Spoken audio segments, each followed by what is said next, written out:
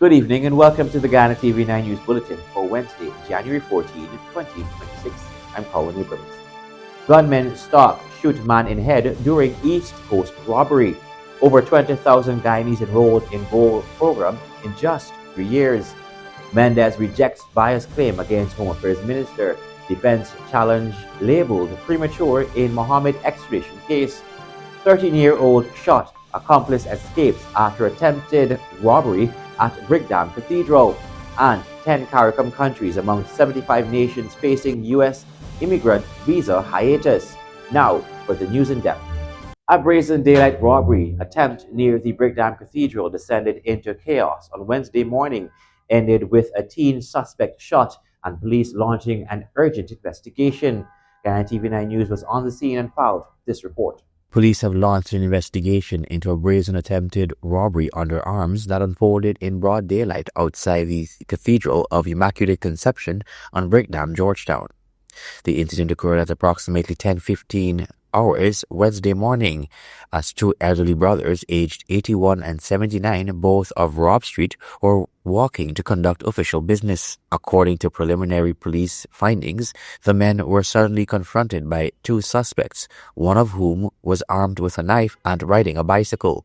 Investigators say the suspects attempted to snatch a haversack being carried by the older man.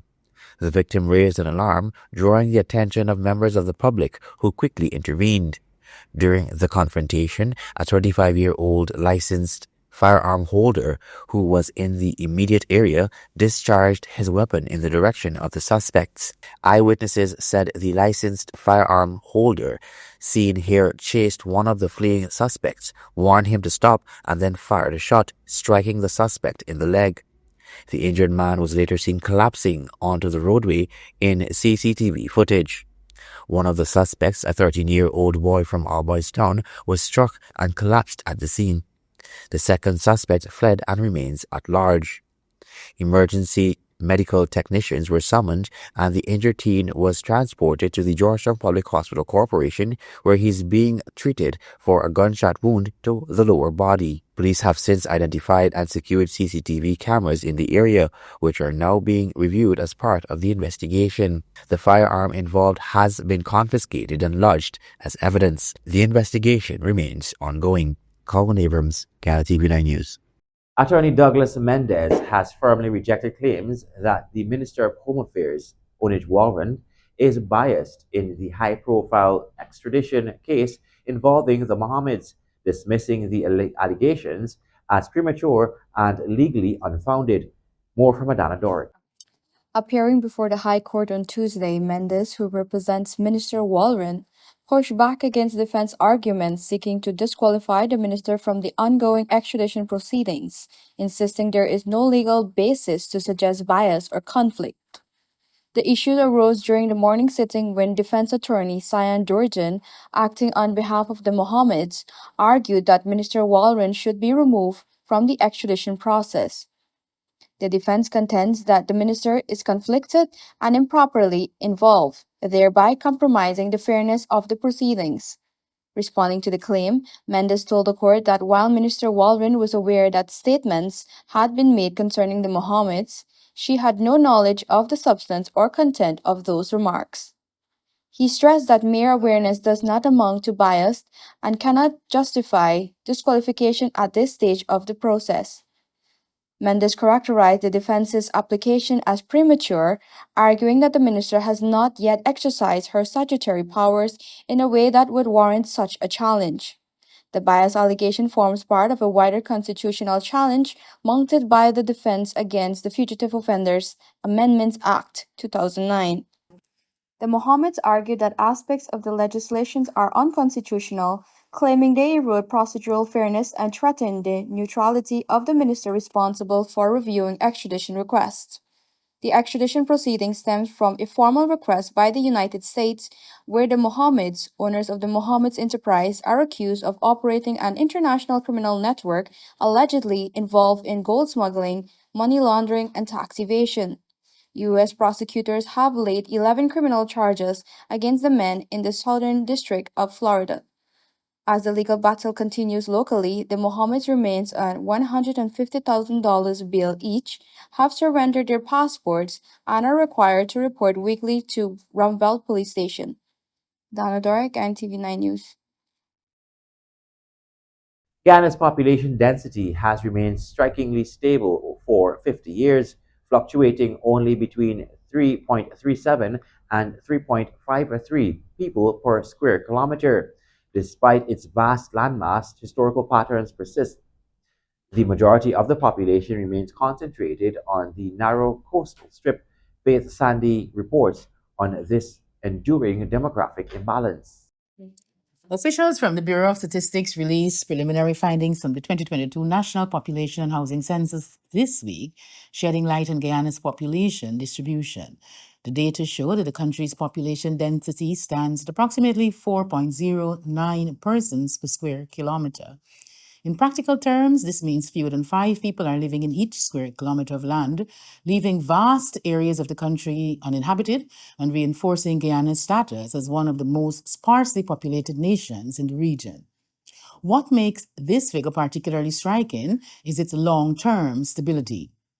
Over the past 50 years, population density has fluctuated only slightly, remaining within a narrow range of about 3.37 to 3.53 persons per square kilometer.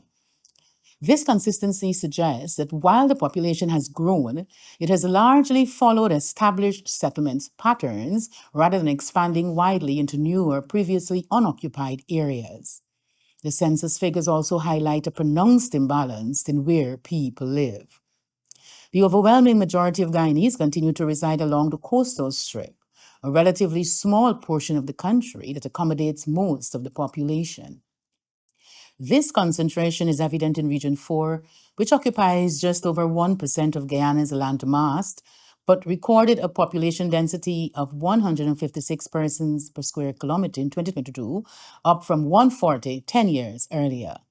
A similar, though less intense pattern is seen in Region 3, which has about 38 persons per square kilometer across less than 2% of the national territory. Other coastal regions follow this same trend, confirming that population pressure in Guyana is largely a coastal phenomenon driven by long-established settlement, economic activity, and access to services. By contrast, the hinterland presents a very different picture. Despite covering more than 2/3 of the country, it is home to just under 13% of the population, with fewer than 1% per square kilometer in many areas, and as little as half a person per square kilometer in Region 9. These disparities have real implications, placing heavy pressure on housing, infrastructure, and services along the coast, while leaving inland regions underutilized and difficult to service. Together, the figures underscore a central development challenge for Guyana, balancing growth in densely populated coastal areas while promoting sustainable settlement and investment in the vast, sparsely populated interior. Melanie Morris, Guyana TV9 News. President Dr. Mohammed Irfan Ali on Tuesday inspected construction works at Busby Dam on the new 4-lane highway that will link Mandela Avenue, Heroes Highway, and the East Bank with Land of Canaan, describing the project as a cornerstone for Ghana's national transport and housing expansion. The head of state acknowledged the land acquisition challenges previously caused delays, but said all major hurdles have now been resolved and the project is on its full implementation phase. Here's more.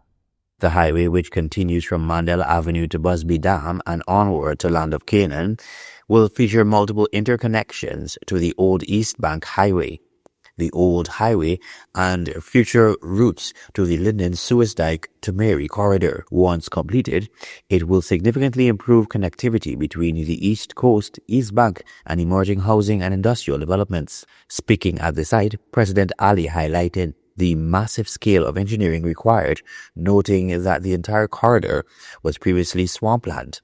He pointed to extensive drainage structures being built on both sides of the road to ensure long-term stability and flood management. The president said the project includes a major roundabout at Busby Dam that will connect the Mandela Highway, Heroes Highway, Busby Dam Road, and a future highway alignment back to the Ogle Highway. High voltage transmission lines have already been installed along the corridor, supporting rapid residential and commercial development. From Land of Canaan, now we're finalizing the design to go to Timeri.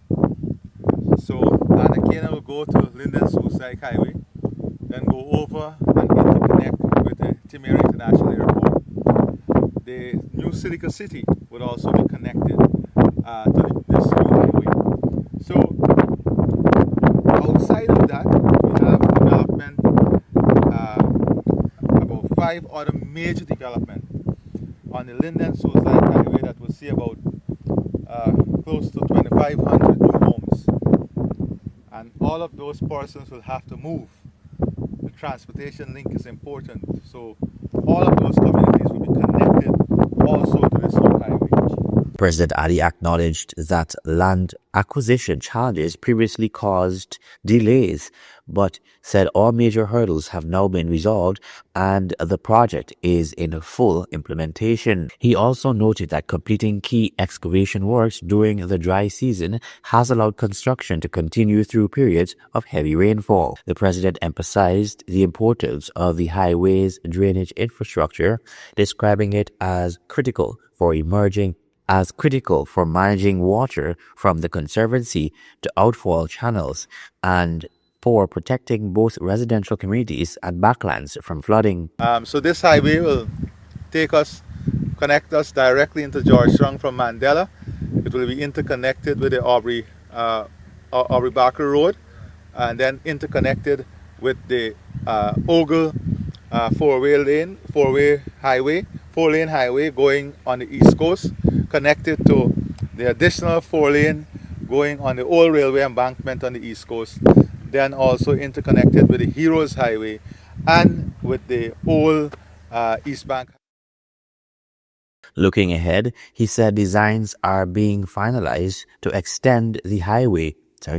Looking forward, he said designs are being finalized to extend the highway from Land of Canaan to the Linden Suicide Highway and Timeri, with direct links planned for Silica City and several major housing developments.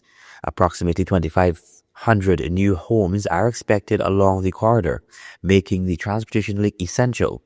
President Ali said the project demonstrates the level of investment and planning required to address Guyana's housing backlog and support rapid development in Region 4, adding that the completed highway network will transform travel, land use, and economic activity across the country. Colwyn Abrams, Ghana TV9 News. More of the news on the other side of the break. Stay with us. GCOM is currently conducting a claims and objections exercise to produce an official list of electors, OLE. Anyone who became 18 years or older on December 31, 2025 and is a Guyanese citizen by birth, descent, or naturalization, or a citizen from a Commonwealth country living in Guyana for 1 year or more, you are eligible for inclusion in the OLE. GCOM has posted the preliminary list of electors, PLE, in all of the registration divisions across Guyana for you to check if you are listed, and if so, whether your particulars are accurate. You can make a claim for registration, change or correction to your particulars, or you can object to the inclusion of anyone who you believe should not be on the list. If you are desirous of making a claim or objection, you must visit the GCOM registration office responsible for your area of residence to do so. Visit the GCOM registration office responsible for your area of residence to conduct any of the above transactions. All GCOM registration offices will open Mondays to Fridays from 8 to 18 hours, Saturdays and Sundays from 10 to 14 hours. For more information, contact the GCOM on 225-0278-9 or visit www.gcom.org.gy.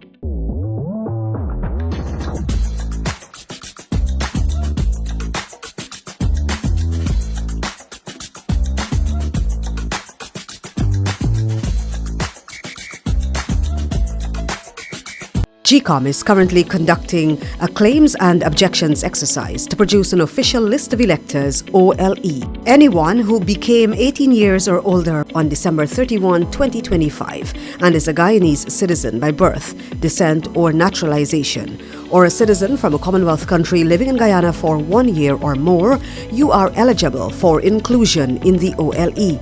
GCOM has posted the preliminary list of electors, PLE, in all of the registration divisions across Guyana for you to check if you are listed, and if so, whether your particulars are accurate. If you have changed your address since you were registered, you need to visit the GCOM registration office responsible for your new area of residence to apply for a transfer. Sunday, January 18, 2026 is the last day you can apply for a transfer during this exercise. For more information, contact the GCOM on 225-0278-9 or visit www.gcom.org.gy.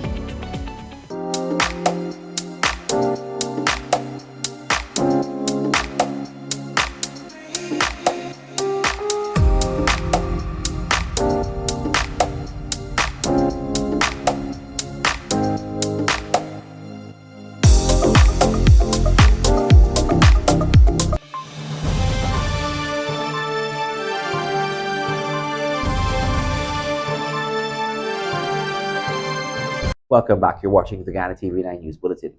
A 32-year-old man is fighting for his life after being shot in the head during a targeted robbery late Monday night along the east coast of Demerara. Here's more from Faith Sandy. The victim, identified as Shahid Amanat, was traveling toward Bettervawakting when he was attacked by armed men who allegedly trailed him from a bar on the public road.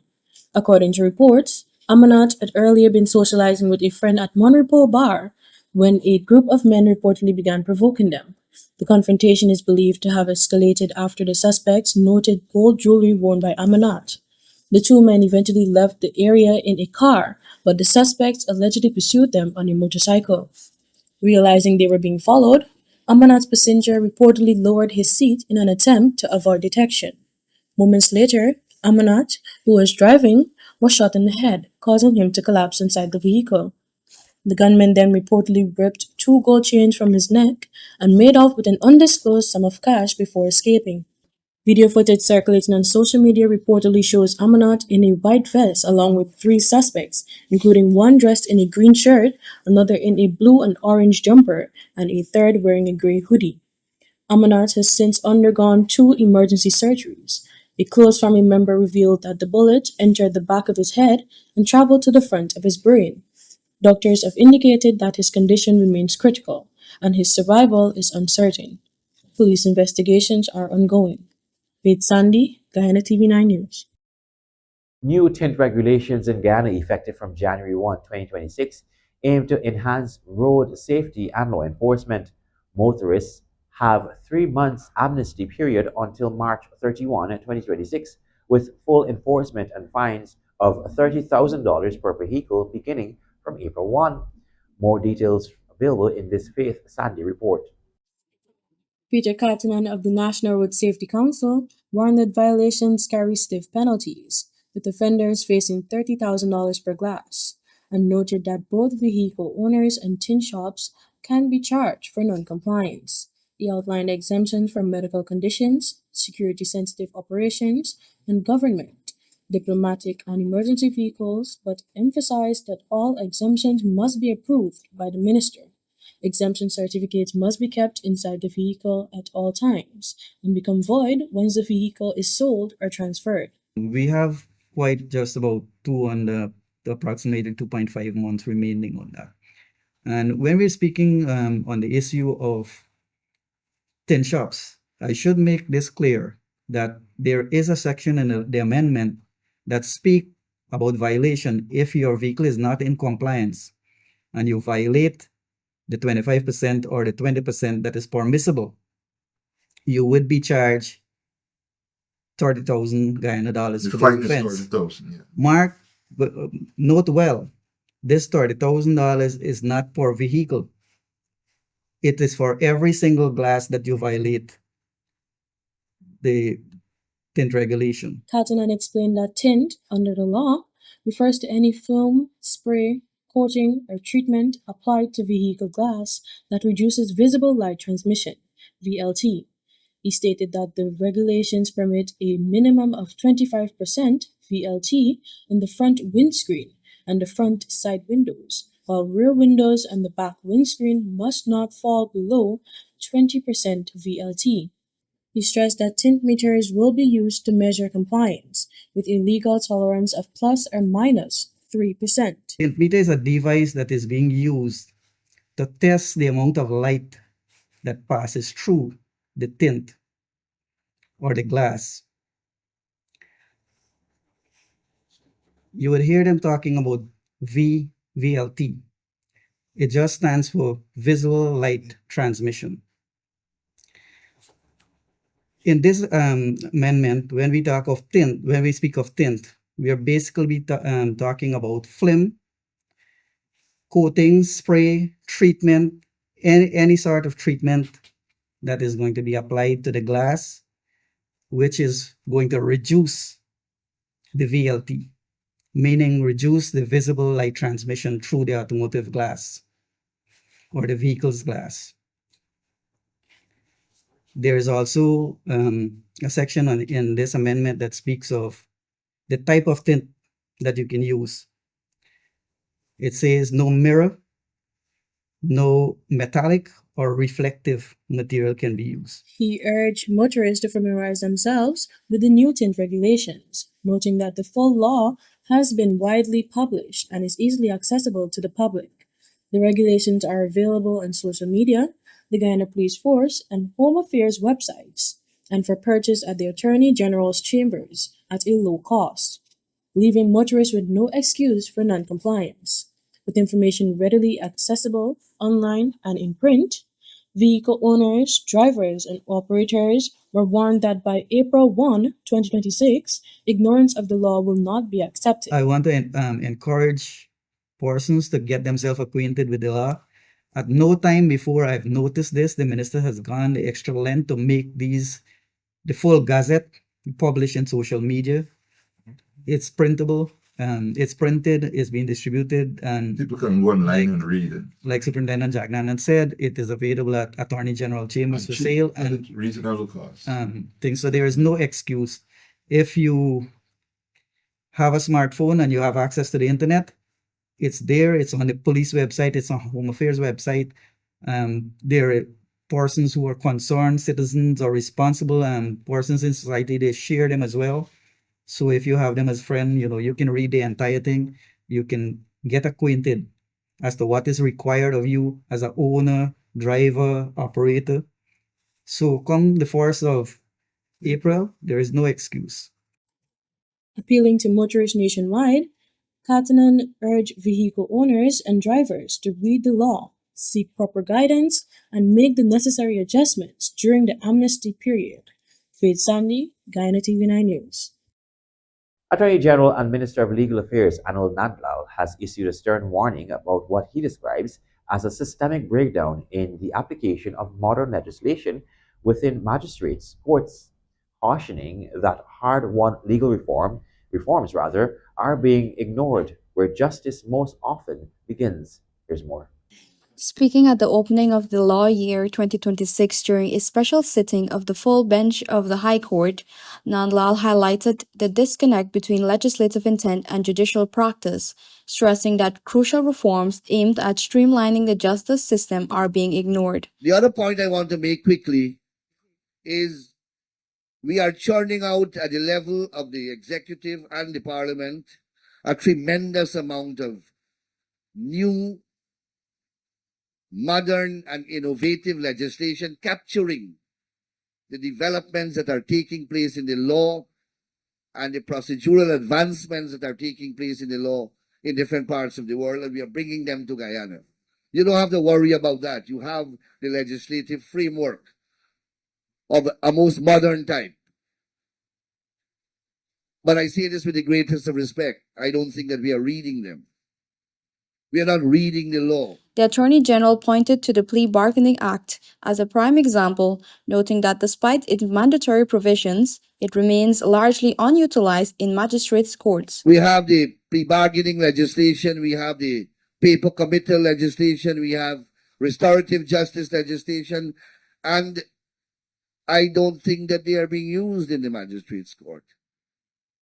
The first section of the plea bargaining legislation mandates a magistrate to put plea bargaining as an option to the defendant. Mandates. The legislation is being ignored. Introduced to reduce delays in criminal trials and ease the burden on overcrowded courts, plea bargaining, along with other reforms, has been central to improving access to justice. Nandal also raised concerns about the Paper Committal Act and restorative justice legislation, which remains underused despite their potential to expedite cases and promote rehabilitation. Executive government does not want these lapses to reoccur. We have only had, after this edition or prior to this edition, we have only had 2 revisions of the laws of Guyana after 70 years of independence. That is deplorable, but that is being corrected. Law reporting is important for the legal profession. It's important for the doctrine of precedent. Nandlaw stressed that the problem lies not in the absence of laws, but in the failure to engage with and apply existing legislations. He further underscored the importance of law reporting, noting that judicial transparency and consistency depends on ready access to past rulings. The Attorney General's warning comes amid persistent backlogs and inefficiencies in the lower courts, where most criminal matters originate. While progress has been made in reducing delays in the High Court, he emphasized that full justice can only be realized if modern legislation is actively applied at every level of the judiciary. Adana Dorek, TV9 News. More news after the break. Stay tuned. Want to place your death announcements and in memoriam messages on Channel 9? Call 592-761-5006, 710-5008-600-5006. Or visit our office at Lot 85A Lamaha Street, Albertown, Georgetown, Century 21 Building. GCOM is currently conducting a claims and objections exercise to produce an official list of electors, OLE. Anyone who became 18 years or older on December 31, 2025 and is a Guyanese citizen by birth, descent, or naturalization, or a citizen from a Commonwealth country living in Guyana for 1 year or more, you are eligible for inclusion in the OLE. GCOM has posted the preliminary list of electors, PLE, in all of the registration divisions across Guyana for you to check if you are listed, and if so, whether your particulars are accurate. If you have changed your address since you were registered, you need to visit the GCOM registration office responsible for your new area of residence to apply for a transfer. Sunday, January 18, 2026 is the last day you can apply for a transfer during this exercise. For more information, contact the GCOM on 225-0278-9 or visit www.gcom.org.gy.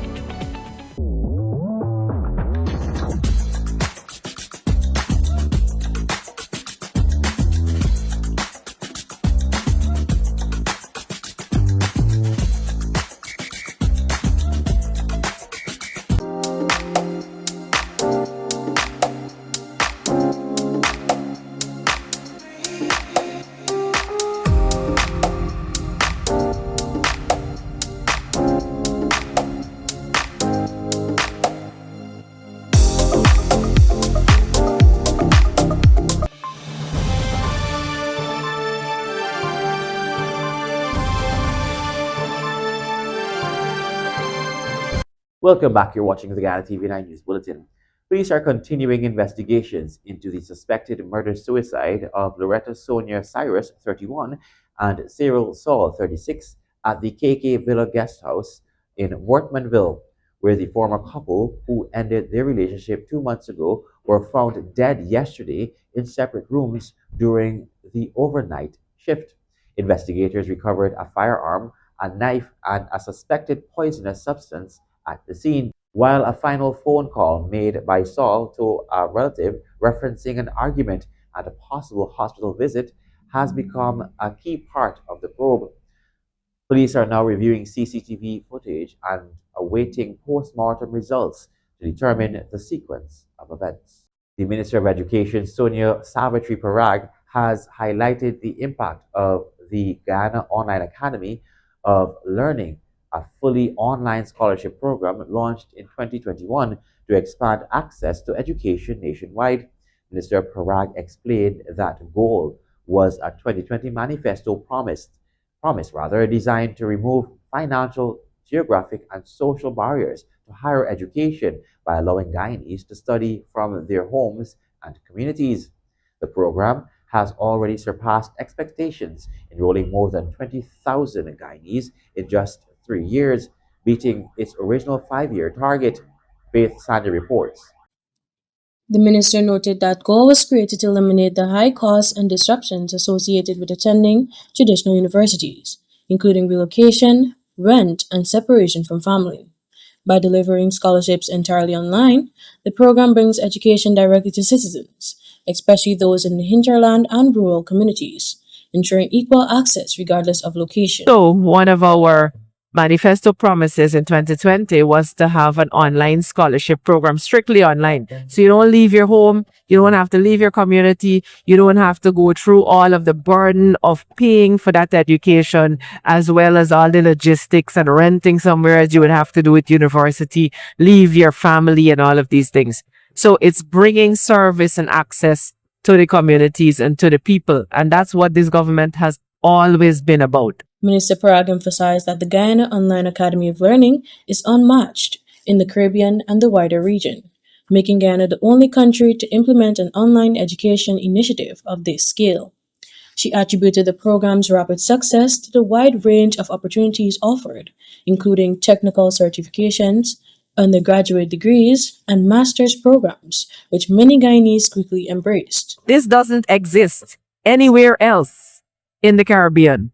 It does not exist anywhere else in this side of the world, on this side of the world. So Guyana is the only country that implemented something of this kind and of this magnitude. And up to up to me standing here today, no other country has implemented that still. But yet, just after 3 years of launching that, and the president launched it big, he launched it in every region. And just 3 years after launching it, we were able to surpass our target of 5 years. We were supposed to have 20,000 Guyanese sign on to this in 5 years. And in 3 years, we had more than 20,000 signing on to this. And why? Because people found it interesting that they can be able to earn a technical skill, a degree, a master's from their homes and their communities. The minister said the overwhelming response to goal demonstrates the public's hunger for accessible education and reaffirmed the government's commitment to continuing investments that empower citizens, strengthen human capital, and transform lives through learning. Faith Sandy, Guyana TV9 News. Now for regional news. In Jamaica, Police Constable Noel Maitland has vehemently denied murdering his girlfriend, 24-year-old Donna Lee Donaldson, telling the Home Circuit Court that a tiny spot of blood found on his Chelsea Manor St. Andrews apartment was the result of a miscarriage during intimacy, not from violence. In an unsworn statement from the dock, Maitland insisted he never heard Donaldson and argued that forensic investigators found only minimal blood, which he claims could have been present long before her disappearance. Donaldson was reported missing on July 13, 2022, after last being seen in Maitland's home, prompting charges of murder and preventing the lawful burial of a corpse against the police constable. The trial, which began in May 2025, has heard forensic evidence linking blood traces to the missing woman, and in early January 2026, a judge ruled that Maitland has a case to answer, sending the matter to a jury. Internationally, the United States will suspend visa processing for applicants from 75 countries, including the Caribbean nations of Antigua and Barbuda, the Bahamas, Barbados, Belize, Grenada, Haiti, St. Kitts and Nevis, St. Lucia, and St. Vincent and the Grenadines. The move places several CARICOM states among a wider group of affected countries across Africa, Asia, Europe, and Latin America.